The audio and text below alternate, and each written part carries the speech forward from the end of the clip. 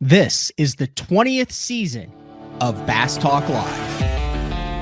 BTL is presented by Bass Cat Boats, Strike King Lures, Aftco, Pro Guide Batteries, Spro, Gamakatsu, The Bass Tank, Denali Rods, Beatdown Outdoors, and Sunline. BTL coming at you.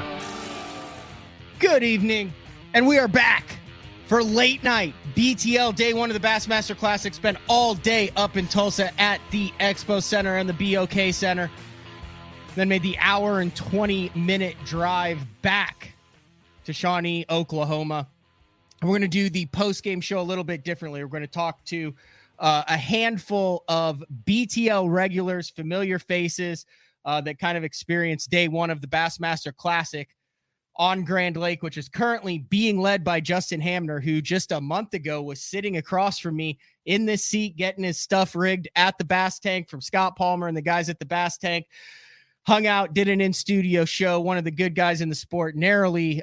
He was right there for the Bassmaster Classic a couple years ago and came up short, but 22-6 for Justin HAMNER. Cody Huff, really good on the Ozarks. Came in doing things a little bit differently than we would expect Cody Huff to do with 21-2. Adam Rasmussen in third, Lee Livesey 18-15, Jay Shakur, John Cox round out the top six to make the top 10 16-3, a tie from the back-to-back Bass Nation national champion Will Davis Jr. and Shane LaHue. For all the talk about the rookies in the field, I believe the only rookie in the top 10 would be Tyler Williams, who came in with 16-7. And the majority of the guys, all except 2 out of the 56 in the field, came in with a 5 bass limit. All eyes on Jason Christie. 13-1 on day 1, so he's not out of it. Little over a 2.5 pound average. He's in 35th place and less, like right at a little over a pound out of the cut, which is at 14.5. All right, we're going to jump right into it. We're going to do a quick late night recap. I spent a little bit of time with our first guest today, made a long drive from Ohio. He's currently at his hotel, and we'll bring him in. The man, the myth, the legend right there, Frank Scalish. Thank you for jumping on BTL late night. I know you had a long day, a long drive, and then a long day at the Expo. Oh, yeah, man. It's worth it, though. The hype is great. The crowds are good. It's been pretty cool. All right. Now, the thing is, when you're in the Expo all day, you don't get a real good chance to talk about what's going on the water. We have later coming up in the show, we have Dan O'Sullivan from Advanced Angler. He travels to all of the major professional tournaments. He followed the tournament closely today. He was behind the scenes in the media event. We're actually going to have some footage from the leader, Justin HAMNER, an exclusive interview that Dan O'Sullivan took from him. And then before that, we're going to jump on with Pete Robbins, who followed closely, got a chance to talk to all the guys too. But your vibes from the Expo, Frank, we're only going to keep you for a couple of minutes. I know you've got some hard partying to do with Frank Jr. late into the night. Don't want to keep you from that. Try not to be too outrageous. I like the camo, little incognito tonight. Yeah, gotta travel under the radar sometimes. Your thoughts of the Expo, and also looking forward to meeting all the fans tomorrow, 12:30 at the Pradco booth at the Expo Center, and then 2:00 at the Bass Tank, but 12:30 tomorrow, Saturday. A lot of folks stopping you today, Frank. Yeah, it's pretty fun. The fans are the best. That's what makes all this that's what makes all this worth it, is the fans. For a Friday, the Expo, in my opinion, it was pretty busy for a Friday, which only tells you that tomorrow is going to be out of control. Kind of looking forward to it. I'm happy to sign autographs, happy to sign the lures we got. Now, I will say that your autograph signing is off to a bit of a shaky start. We had a little bit of an issue with the first silver Sharpie that you signed. There were a couple of BTL listeners who brought their color number 7 one knocker spooks in, and let's just say you've got a silver hand now, Frank. Yeah, probably because I had the stupid pen in my pocket for so long, it got overheated, and when I took it out to sign the bait, it literally just exploded all over everything. My hand, the guy's bait, I had to get wipe the bait down and get lemon and lime to get the get the ink off of it so I could actually have a surface to sign. All right. Anything that the fans should know about? Like I said, tomorrow 12:30 there'll be a limited number of color number 7 spooks for you to sign, and then also if you're unable to make it Saturday, you're just going to be there Sunday, 12 o'clock. Also, correct. You and I will be there Saturday at 12:30, and then we'll be there Sunday at 12 o'clock. And I'll have plenty of color number 7s to autograph with Matt. So I wouldn't say plenty. There's a limited number. So plenty is if you're there. Okay, a limited number. A limited number. So I do want to say this. We got a lot of people on the live stream tonight. We did hold back 5 of the color number 7s signed by Frank. If you weren't able to attend the Classic, the show after the Classic, we will be giving those spooks out to those who were not able to attend. In standard BTL fashion, I will not be responsible for mailing those. I'll let those fall on someone else, probably you or the folks at Pradco. They'll follow on me. I'll mail them out. All right, Frank. So we're going to give 5 away to the fans that are listening that don't have a chance to be here. That'll work. Anything else before I let you get back to the festivities at hand in downtown Tulsa? No, it's getting loud in here, and it's hard for me to see. To hear what's going on with you because I have to hold my phone out away from me. All right, I'll let you go, but thanks for taking time and jumping on, Frank. Love it. See you tomorrow, buddy. buddy. Later. All right, that was Frank Scalish. We had a delicious dinner. So Frank, believe it or not, had never had a cheese curd before. Never once. We'll have to talk with him about that on Thursday because he really enjoyed cheese curd at dinner. All right, let's go to Pete Robbins. We had Pete on the week before the Classic. I talked him into coming back on BTL. Pete, intimately familiar, talked with a lot of the anglers about this Classic. Let's bring Pete in right now. Pete, thanks for jumping on late night BTL. I know how long these Classic days are, especially for those who are working behind the scenes. So I know what it means for you to hop on with me for a few minutes and give the listeners a little taste of what was going on today at the BOK Center. Never a problem, Matt. Obviously, I didn't have to make a 90-minute drive back to Grove, so I'm pretty happy to be ensconced here in the hotel room.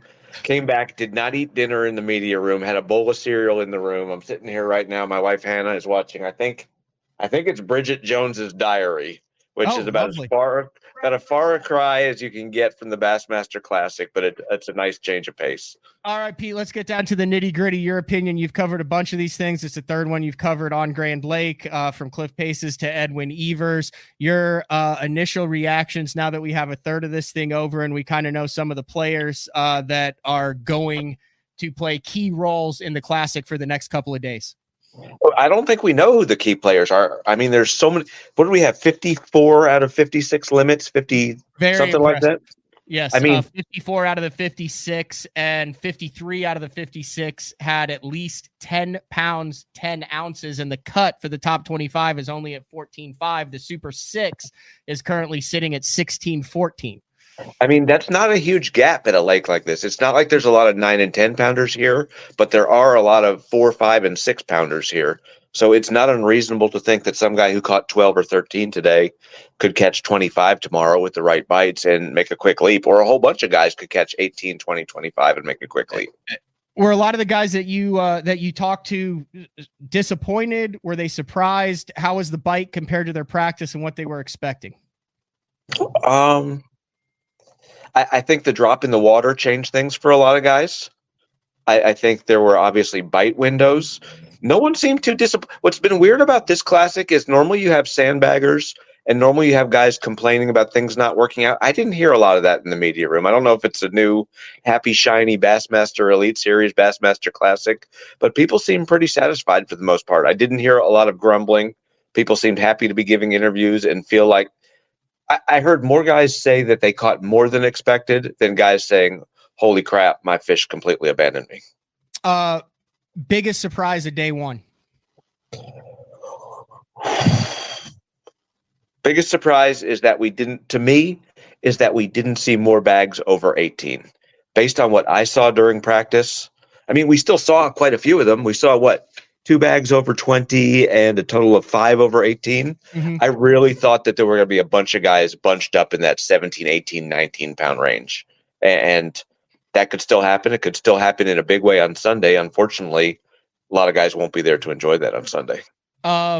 Based on what I saw on the coverage I've watched and on the Bassmaster coverage, I've talked to a couple of the anglers. The straight up forward facing sonar, the minnow bite that has dominated so many tournaments this year, played a small role, but this thing is, you got guys in the top 20 of this thing who are doing everything from the dawn of bass fishing up until stuff we haven't seen until 2022.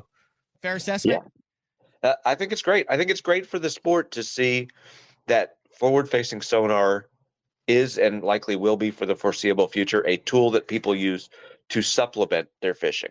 And that's the way fishing should be, that we take the technology as it comes and we use it to improve things, whether that's a chatterbait or braided line or something else. I think there are going to be a lot of people who are happy that straight up power fishing may win this. I saw more bait casting rods on the deck of a boat than I've seen in a long time. I mean, if you had told me 10 years ago that you would go to Lake Fork and people would be winning and competing with mostly spinning rods, would you have believed that? No. So to see sort of the reversion to that old school deal and see a good mix of old school guys, younger guys, power fishermen, names, non-names. I mean, we have a pretty good mix in that top 10 of guys. And I will tell you, the one standout to me in the media room today was Tyler Williams.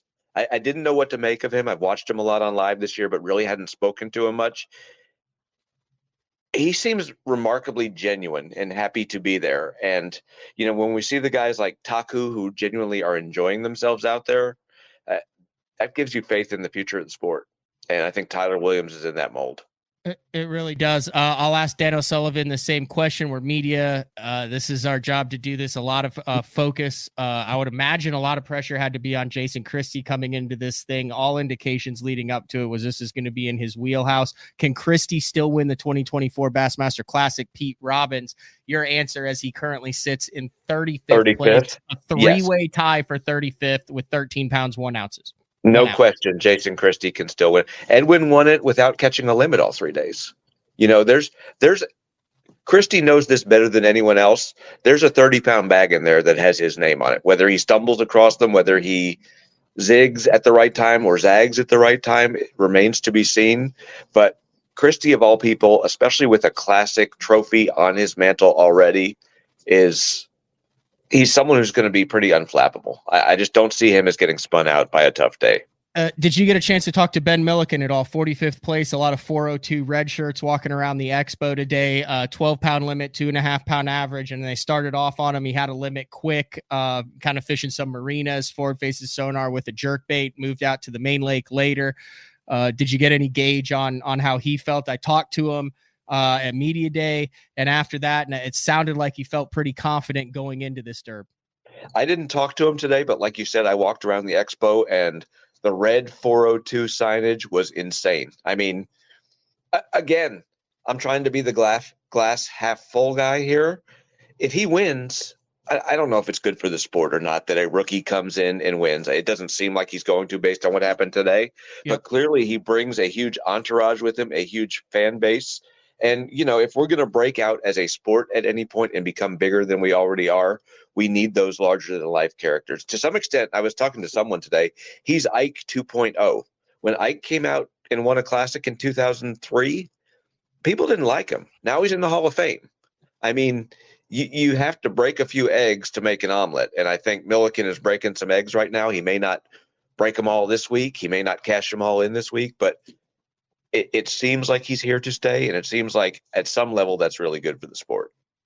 It is. Anything else before I let you go? I know that you work hard after that. I don't think a lot of people realize how hard a lot of the media guys work to get things out in a timely fashion. I know you said you haven't eaten dinner, so I appreciate you coming back and jumping on late night.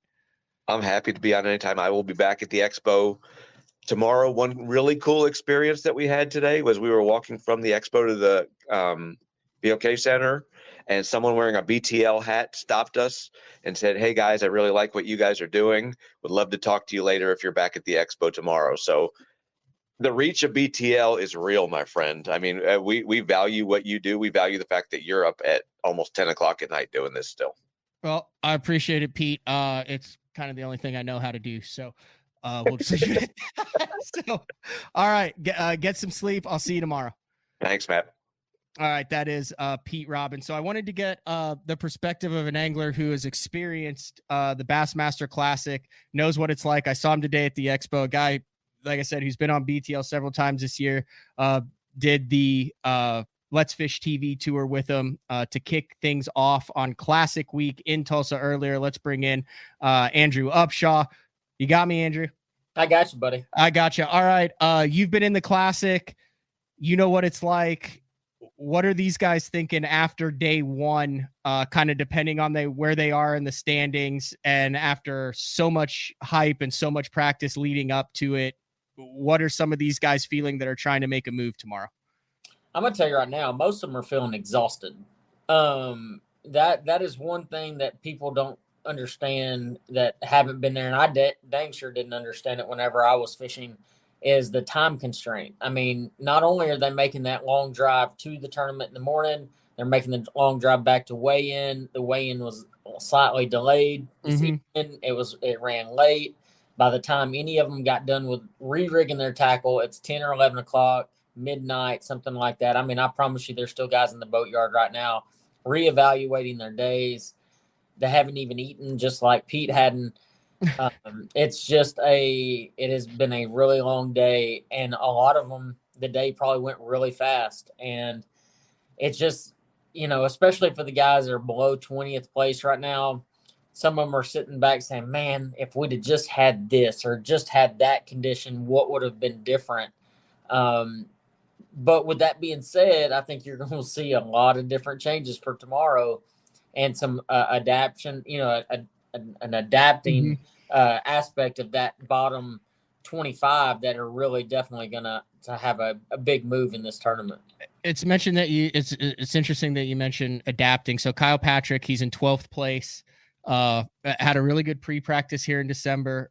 Was sitting across from me last Wednesday in the BTL studio as he prepared for his first Classic. I talked to him after the practice, and he felt really confident. He said, I got a lot of fish in this one area. I think I can catch him. I talked to him tonight, and he said all of his fish moved when he got there on the first morning in his first Classic. He said he just went fishing, and that I'm reading the text right now. I said he needs to refine his original fish somehow. But is it harder to make an adjustment in a Classic, Andrew, when you know it's just a 3-day, no points? And if you make the wrong adjustment, I would imagine, having never fished a Classic, that it would be really hard to scrap everything after you've spent 2 weeks here in pre-practice and 4 full days on the water, than to just drop everything and go fishing, which he seemed to do really well. Like I said, top 12. I mean, he's right in the thick of this thing with 15-13. Yeah, no, I mean, it's really hard. I mean, because because I'm telling you right now, like, not having the sleep and having to make those adjustments, having to get up at 4 o'clock in the morning, 3:30 in the morning, just to make the drive up there to get launched and everything. These guys are working on very little sleep, and everything's changing. The thing is tomorrow they're going to be thrown even more of a curveball. There's going to be wind, whereas today was dead calm. And that was a big change for a lot of those guys, and not knowing what they needed to do to make the adjustments was a really, really big deal. So you're going to see a lot of guys do a lot of different stuff tomorrow. It's not as hard to make that adjustment as you may think, but a lot of them are going to be flying by the seat of their pants. Whereas, honestly, they probably could have just stuck to their guns tomorrow, and some fish would have moved back in with that wind. I think the wind, especially this time of year on Grand, you're starting to talk about the water clearing up.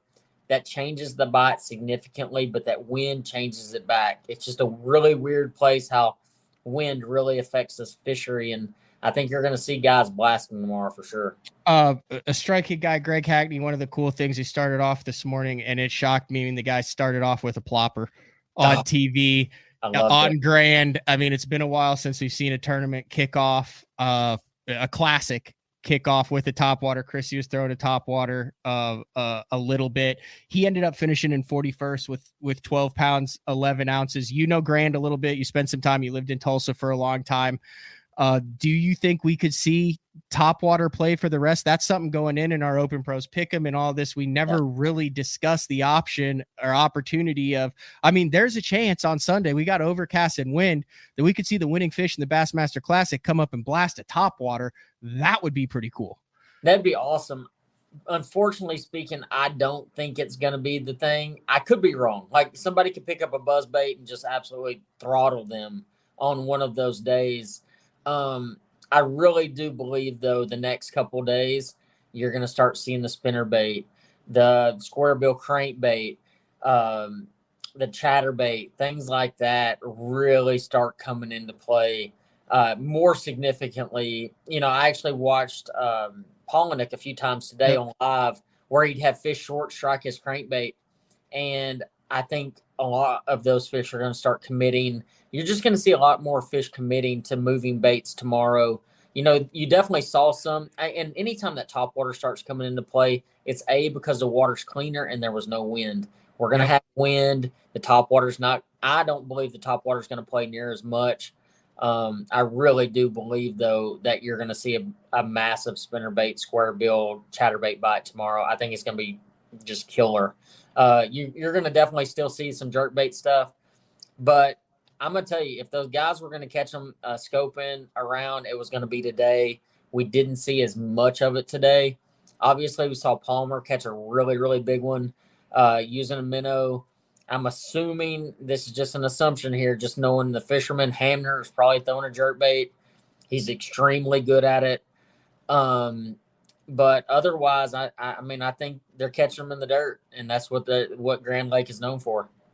I like it. All right, if folks are headed to the expo the next couple days, where can they find you to either shake your hand for your fantasy picks or give you a hard time about them? You know, tomorrow I'm going to be in the Lose and Strike King booth for like 3 hours, starting at noon to 1, and then 1 to 2, and then 4 to 5. And then otherwise, I'm going to be in the Bass Cat booth, Mercury booth, and, you know, some other sponsors booths, just kind of floating around, seeing everybody. But, yeah, I mean, y'all come see me. Let's talk fishing. We're going to have a good time. The expo is popping off just like we all expected it to. Tulsa always shows up and shows out. So, and for everybody that did come by and see me, thank you so much for coming by today. I really do appreciate it. And but hey, I'm gonna sign off here. I got to get some sleep, buddy. I know you're tired too, so I'll see you tomorrow. It is. Thanks, Andrew. I appreciate it. See you guys.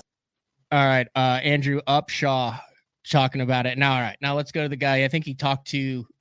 Well, let's bring him in. Did you talk to every competitor after they came off stage, Dano? Pretty much all the top 15. Yeah. Dan O'Sullivan, advanced angler for the past, how many years have you been at every single one of these tournaments, living with these guys, staying with them, taking the advanced angler rig across the country from coast to coast? Well, it's my 17th classic, but it's also in 2022, Christina and I decided the kids had gotten old enough that we could leave them at home. So yeah, since the beginning of 22, we've been at all of the elite events and a bunch of the BPTs, even some opens. So yeah, we live with them. It's a great experience to see things from a perspective. And I'll tell you this much, I've gained a ton more respect for the teams that all these families are and the way that they kind of care for each other. This tournament's a little different. This is everybody kind of goes their own way and does their own thing because it is the Bassmaster Classic. So yeah, I mean, I don't know this for a fact, but I heard like Christie staying by himself at the lake, trying to remove as many distractions as he can, trying to stay focused on the task at hand. I asked Pete this. He said he's not out of it at all. Do you think we could see a massive Christie comeback in the next day and then get within striking distance on day 3 with the weather conditions? Dude, you would have to think that he just wants to get back in the game at this point. Yeah, I didn't film Jason, but I talked to him. Yep. And he's like, "You need me?" And I said, "No, I'm good today. What's going on?" And he said, I really just figured out, because I did have a couple fish miss. I just never got a big bite. I did have a couple fish miss that you're obviously not sure what they were. But he said, I really learned today that I need sun, and I got that tomorrow. I just got the impression from Jason that he was not worried at all. And I did see a comment when I was kind of watching actually I watched Uncle Frank, I watched Pete and obviously Andrew. I watched them all, but I saw a comment over there that someone said, "Come on, Pete, a dirty 30 on Grand." Abso-freaking-lutely. I mean, look at what Edwin did on the final day of the 16 Classic. A 29-pound bag. It's absolutely doable on this lake. It's got pigs in it. It's doable. Is it common? No, but it's doable for sure. And there's 29 on the final day. Yeah, and if anybody can do it, it's Jason. And the other thing you got to remember is every single one of these guys that has won this tournament or other tournaments, they figured out how to win them. I tell you the guys to watch for right now. Justin Hamner is in his element. He's doing what he's doing. He's absolutely loosened up as an angler over the last year and a half, and you're seeing that in results. You got to watch out for Hank. I talked to Hank. He hadn't even thrown a jerkbait yet. He told me that he had one little 30-minute period, then he just wasn't feeling it. But Jason, you got to watch out for him too, because they know how to do this. They know how to close it. The pressure doesn't get to them like it does some of the other guys. And I think the pressure is going to start to get there. Justin, he competed at Hartwell a couple years ago and was right there. Now here he is, and he's fishing free. How does he manage that pressure? I don't know, but he seems to be having an awful lot of fun. Is anybody out of this thing yet? Is this the most wide open Classic we've seen after day one? I can't take credit for this, but Ken Duke always says that your lead is only as safe as your big fish. So I really don't know what the big fish weight was today. Well, it was right at 6 pounds. Okay, so anybody 6'5". Yeah, and Lord knows we've seen 8s and bigger come out of this place. So if you go from 22 pounds, you're looking at somebody that's going to be in that 15-pound range, is still definitely in the hunt and possibly into the 14-pound range. Yeah, that's top 20. Now, the thing that's interesting is it is a 3-day tournament and it's a top 25 cut. So there's, right now that's only the top 12 to 15 anglers. After tomorrow, with the how tight it is, 25th place is 14.5 and 45th place is 12.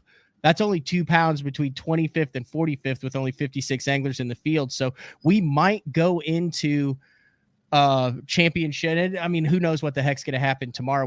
We'll hear from Justin Hamner in a advanced angler exclusive interview here in a moment, but we might go into the final day with all 25 anglers in play to realistically have a shot at this thing with a massive weather change coming in. Yeah. And here's another factor, growing up fishing the California Delta a lot, one of the things I learned fishing there by mistake, because it cost me, full moons completely change the way things get done. We're 3 days away from a full moon. I know we've had weather out there. We've had stuff going on. It's windy right now. We're here at the Expo Center in our camper right here in Tulsa, and I know it's going to be worse up there, but there's going to be a lot of wind. It's changing directions, but there's also a full moon. And when the sky does clear out, which it was last night, I happened to wake up at like 2:30, 3 o'clock in the morning, and I looked outside and it was clear. It hadn't really started hard raining in the morning yet. Those fish feed all night. So anybody that was trying to force feed something, it's better to go with a reaction bait situation. Livesey was all over the place. I talked to him. He had multiple different, not only baits, but areas that he caught them on. He feels fine. It's not lost. I think the guys that are buttoning it down and trying to make a fish respond in the full moon with the conditions that we got, I think it's going to be the best thing to do. Now, one of the guys, when you watch his highlights, when you kind of see how he did on live today, that seemed to have it kind of dialed in was Jay Shakur. We know the guy's a stone cold killer. He was the first to go over 100 pounds on smallmouth. He's unflappable. I don't think anything really rattles him. Did you have a chance to talk to Jay? I just kind of get the sense watching his fish, how he caught him, a lot of fish early, that he might kind of be the silent assassin of this Classic when it's all said and done. He always is, and he's the son of a professional angler, be it Walleye Pro, who's a multiple-time angler of the year, Jason Shakurat, The kid knows how to put it together. He talked about, I do work for Seagar while we're at some of these events. So I talked to him, and he was talking about so many guys they were all sizing up because of cables. And he said, you can't be afraid to downsize. So I think he's just feeling it. I think he's in a spot. As these guys mature, Matt, and you know this, you've been around this a long time, as they mature, if they've already got a temperament already and then they start figuring out how to apply it better, again, a win makes a big difference for a lot of these guys. All right, let's get to the Justin Hamner interview. Let me pull this up, go full screen. I'm going to have to mute you, and then we'll listen to that, and then I will get your feedback on we'll kind of dive more into Justin Hamner. He is your day one leader of the 2024 Bassmaster Classic on Grand Lake after what we've seen him do with the jerkbait. Not a massive surprise, but here is what Justin Hamner had to say after leading the Bassmaster Classic on day one, as told to the advancedangler.com crew and Dan O'Sullivan. So let me pull this up. And here we go. HAMNER. Dude, what a day. That was awesome. Did you expect this morning? Actually, I kind of did. I don't know why. Just that zone that everybody talks about, I guess. I don't know. Whenever I put the boat in the water, everything just kind of feels right. What's different about you the last year and a half? You get started as a rookie and maybe you're kind of tight or whatever, but the last year and a half, you seem to just be you and fishing free. Is that what's going on? Absolutely. I'm fishing more free now than I ever have. And this is a mental sport. There's no doubt about it. Everybody out here can cast lures. We all have the same baits, same rods. It's all about the mental side of things and being able to actually put time into. I don't have two jobs anymore. Like, I can actually just go fishing. It helps. And plus, having the support of my wife back home, the hardest part is always, leaving my little girl. That still is terrible. But just being able to figure out that balance, and when I'm home, I'm actually home. It just helps so much more when I'm on the road. So the question is, leading Bassmaster Classic day one, 22 pounds, what's it feel like? It feels good. No, that's terrible. I wish I was like 12. You gotta be you. I'm ready to go fishing. This is so fun. Any thoughts on tomorrow, or are you just gonna kind of show up and do what you do? The weather, I'm really excited about the weather. Like, it might not work out for me, whatever, but like, going into this, like, today was the day that I was really worried about, because the way I fish, I need some wind. Like, wind is such a big thing. We're actually going to have that tomorrow, so it could get even better. Thanks, bro. Thank you. Oh, he's so funny. That's a dude who sounds pretty dialed in, Dana. Well, I got to tell you, so I've known Justin now since he qualified out of the Opens, and it was that COVID year, and it was last minute. He had like 8 days with which to decide whether to pay his deposits or not. And quick story about him: he came to Bucks Island because he couldn't find a boat deal. He was fishing out of a Triton that had like 500 hours on the engine, and he knew he couldn't go compete on the elites with that.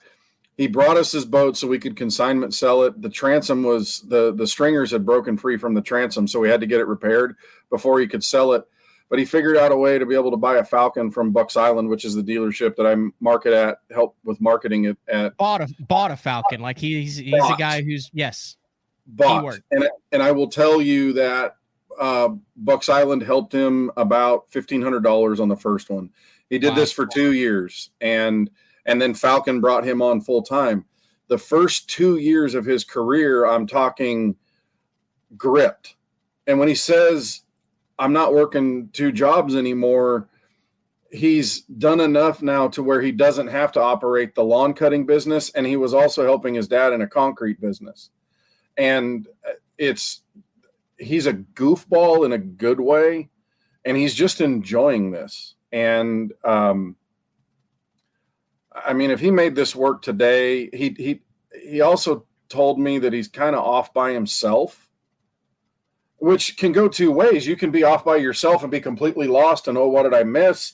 Or it turns out to be that you found the hero spot that nobody else found, and he obviously found something that was good. Whether it holds up tomorrow or not, and he is in that groove. I mean, look at him at Lake Fork. He was having fun. He was having fun at Toledo Bend. So he's fishing fun, and it's a blast to see. I know, talking to him after that 4th place finish on Hartwell, he felt like he let an opportunity slip through his fingers there, and he didn't know if he would ever get back in that situation. Now, he laughed it off and stuff, but I've spent some time with him on the water. I've seen what he can do with a jerk bait in that clear water on suspended fish and fish over brush. But I'm wondering how much it's going to help him the next 2 days with the cameras, with the galleries, having been in that situation just a couple years ago at Hartwell. We've seen, and I just talked about this with Pete, we've seen Hank come back from a close call at Grand here in 2013 and win back-to-back classics. We saw Christie come back from close calls and win again at Hartwell. Do you think that that's going to make him fish a little freer? Is he also one of those guys that just kind of goes out and fishes and doesn't let the moment get the better of him? Now, yes. Yeah. When you're starving and you know you're going home with a boat payment, you got a truck that's 8 years old and it's got 175,000 miles on it. Yes, you're gripped, you're tight. Now, I mean, he's on consecutive really good finishes, including a top 10 at Lake Fork where he caught an 11 plus, and he has been the same fun-loving, goofy guy. I mean, somebody else that was right before me in line waiting for Justin to do the leaders video, and I don't remember who it was. Otherwise, I'd cite them. But they asked him, Justin, you're leading the Bassmaster Classic. What's your winning deal? And he goes, I caught bigger fish than everyone. And he wasn't being he wasn't trying to be a jerk. And then he goes, I'm sorry. But the whole freaking place died. We were all dying because he's just a goofball. And so if he's that free and he has the learning experience from Hartwell, I can see it. I can totally see it. Because you're not worried about it then. I do know going in before last year, I was talking to him and he had picked up Yozuri and a couple of other sponsors. And he called me and he's like, dude, I have most of my entry fees paid for next year. He goes, do you know how awesome that is that I don't have to worry about, either having my schedule for lawn, like waiting until it's lawn cutting season to cut enough lawns with a young family at home. He talked about that in his interview too. I mean, that's all new to him. He's a kid still. I mean, he's getting, but to have that, and then he's fishing. And then, I'm looking at his stats right here. And coming into the Classic, you have to talk about momentum, but going back to the end of last year, in Elite Series tournaments, his last 5 finishes, 17th at St. Clair, 21st at Champlain, 8th at the St. Lawrence River, 14th at Toledo Bend, and 3rd at Lake Fork. And now he's leading the Bassmaster Classic. I mean, we talked a little bit. I think I can't remember who it was. Was it? God, I hope it wasn't Todd.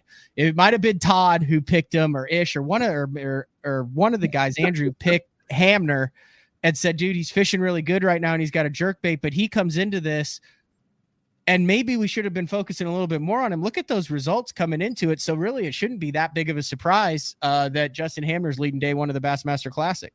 See, and some of my clients that we film for when we're out there are American Bait Works and their Falcon boats. Yep. So if you're looking at when I sit down and I look at the list of people that we've shot with, he's been a lot of it over the last 6 months. So I'm getting to see him developing, and I have backstory because I got to see him come out going, I don't know if I can do this. And American Bait Works just stood behind him. I think he's working with Bass Tank too, and that's one of your partners. That's why he was here. Like I said, he was just here. He came down. He got rigged out with Scott. He spent some time on the water. He crashed in my spare bedroom, did a BTO, and was just easy going about it. He said, dude, I'm looking at the schedule and I like what I see. And I do have to echo something Pete said too, just on Tyler Williamson's another one of those genuine, adorable goofballs. He didn't have rain gear today. He was soaking wet. Chris Brown from Skeeter Boats, I talked to him about him, and he said, do you have a jacket? He goes, no, I'm fine. It's too restricting. I'll dry out later. And then I asked him too in the video that I shot with him. I said, so first morning of your first Bassmaster Classic, what's going through your mind? He goes, I really don't think about much. I'm kind of boring. I was just there hanging out. Yep.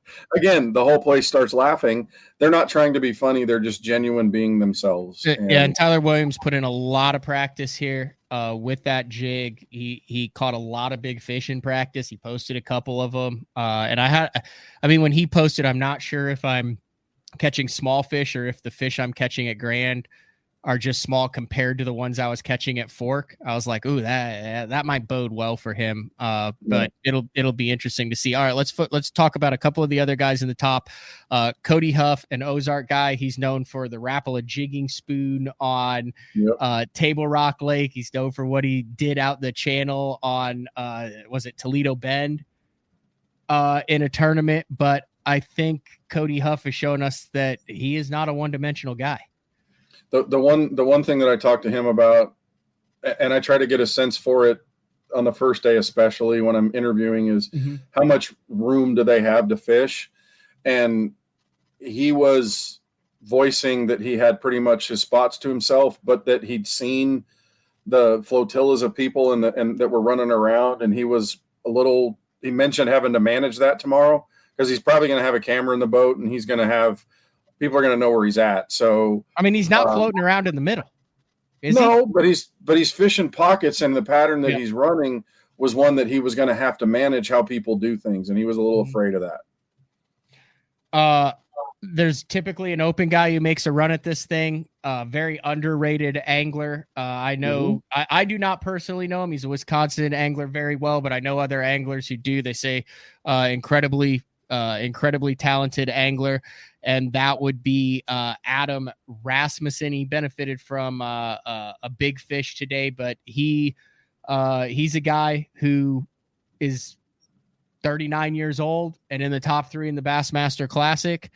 In his first Bassmaster Classic after the win, definitely under the radar. A lot of the northern guys, the Wisconsin, the Minnesota guys, struggle when they come down to the Ozark to a Grand Lake because they're used to a lot of natural lakes that have grass, a lot of flats. Yep. This is not that. Nope. But did you get a chance to talk with him? Or I did.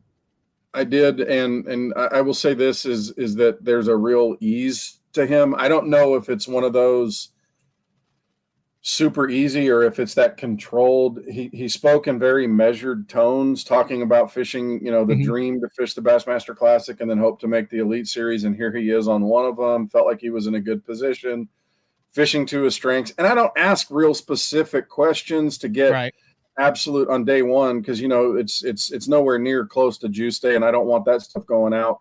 They bring it up themselves, I'll let them run with it, but I'm not going to ask it. So he just said he was comfortable doing what he was doing.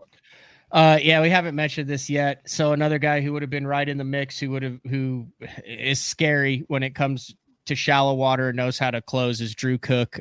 Clay mentioned it here. Yeah. Did he venture into the media room? He was 5 minutes late. It's a pound a minute. He ended up with 13.1. Even I can do that math. That's 18.1. You scroll up to the top and you got to keep scrolling. Yeah, he's in 5th place. He would have been in 6th place. 6th place with 18.1. That's going to hurt him. Of course, if he's on that kind of bite that he can do it. I didn't really talk to him much at all, just to say, hey, but I was in the middle of filming somebody else when he came through, so I really didn't get a chance to catch him. But I think you could see the disappointment or the frustration on his face. Mhm.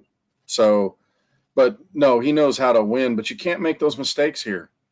This is a tournament that you cannot, at this level, period, you just can't make those mistakes. Who knows what happened? But those things can't happen for you to really have a chance to win.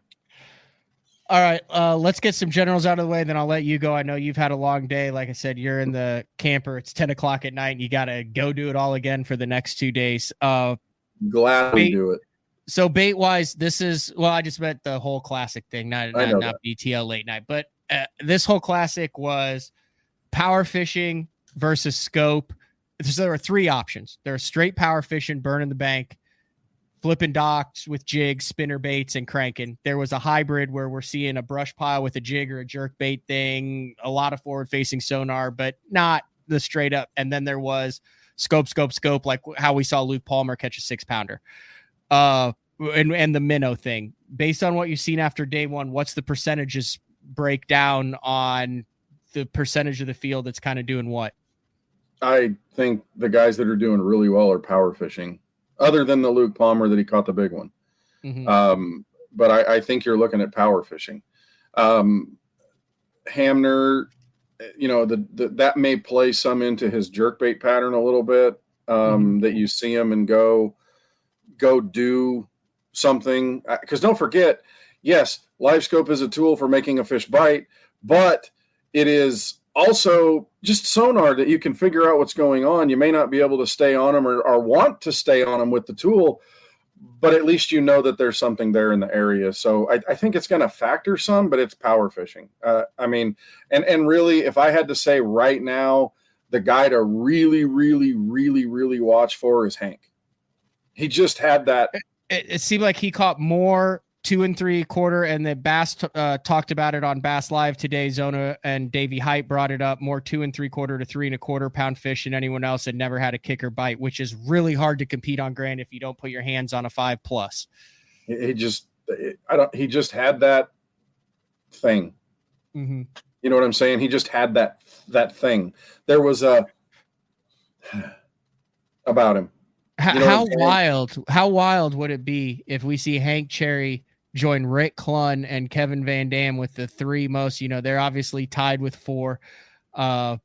If we see Hank Cherry get his 3rd classic win this time around, because I'm going to be honest, Dano, he doesn't get a lot of love outside of the dang classic. And then he shows up and he puts that baseball cap on. He looks like he's ready to go out on the field, and he just freaking catches him. Well, that's what he is he's a baseball player. I mean, and he's, dude, I mean, think about Mr. October. This is our Mr. October type scenario. When you got those kinds of things, when guys win 2, 3, 4 of these things, and it's they don't have to worry about points. They don't have to worry about being embarrassed. They don't have to worry about those things. They just go all in and do what they got to do with that one result in mind. I mean, it's bottom of the 9th, bases loaded, and someone throws you a belt middle fastball in, and what are you going to do? You're going to turn on it. And I think that's where Hank's at. 14.5 is the cut. So if you just double that, we're looking at 28.10 to make the top 25 in fish. I think personally, after what I've seen, kind of knowing Grand and how it fishes, I think you need 30 pounds to fish on. With the wind, with the weather change coming in, a little bit more wind, and these guys having a day to refine their fish. Remember, they fished Friday, Saturday, Sunday. They had all these days off. They got one practice day to kind of figure it out on Wednesday, and then today was a real deal.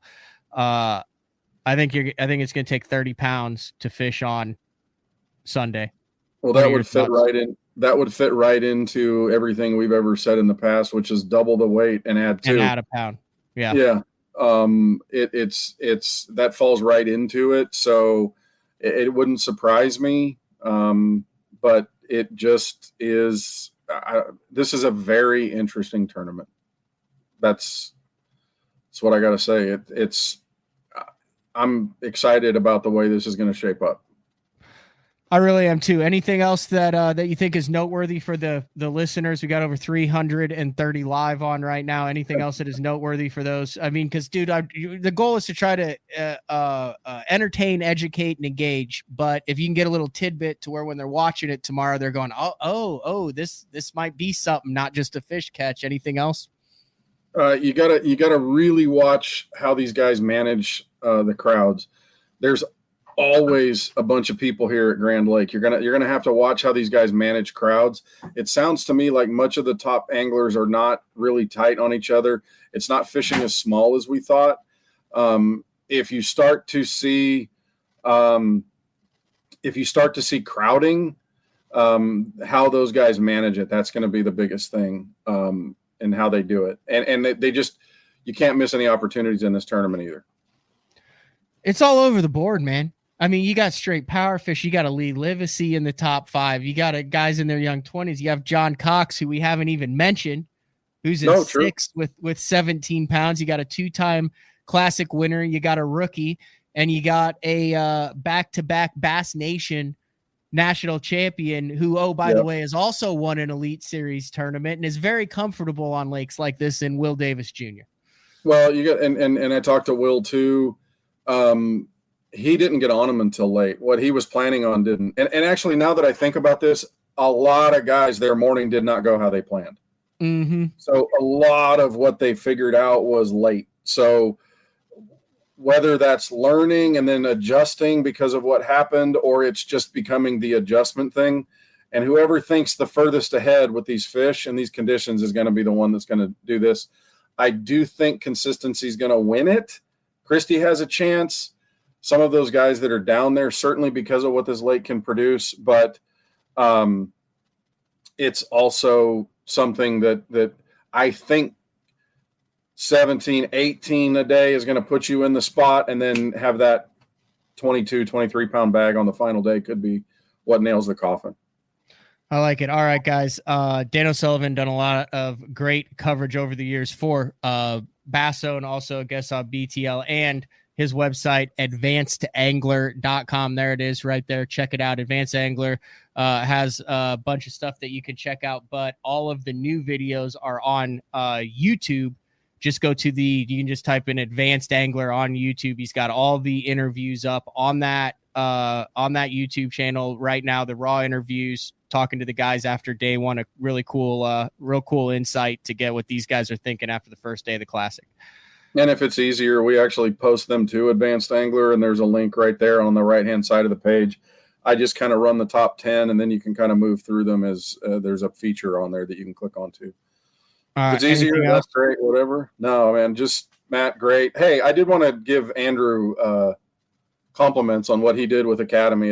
That's a really cool deal to go spend some time with your partner with all this stuff going on.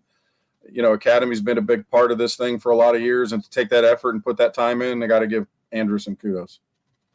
Definitely. All right, Dan, I'll let you, well, unfortunately it's 10:30. I'll let you get back to work and then get some sleep.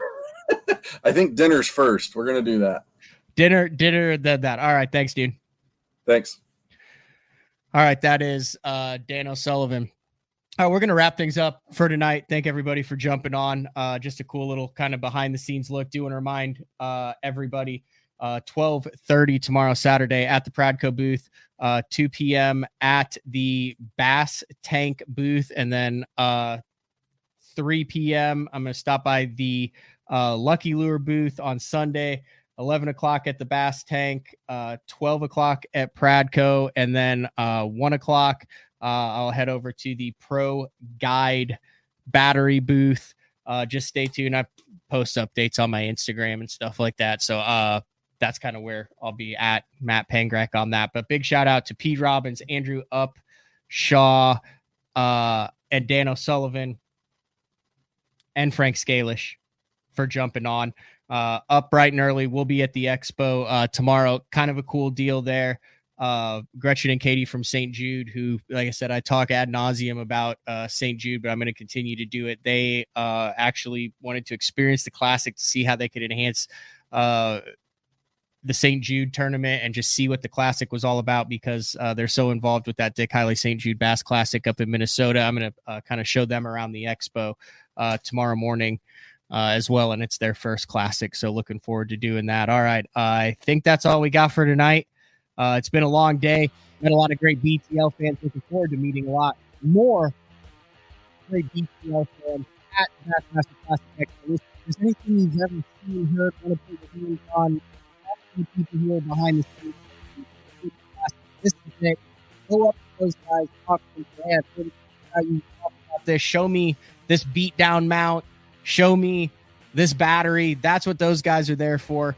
And you don't get that opportunity very often. So, all right, BTL late night, kind of reminiscent of the post-game show that Jeffries did for so many years back in the day. But I'm going to wrap things up, and we'll see everybody tomorrow. Not sure about the post-game show tomorrow night. If it is, it might be a midnight edition. I'll try to post it, and if you click the bell, it'll notify you when we're live. So that's all we got for tonight. See ya. Bassmaster Classic Week.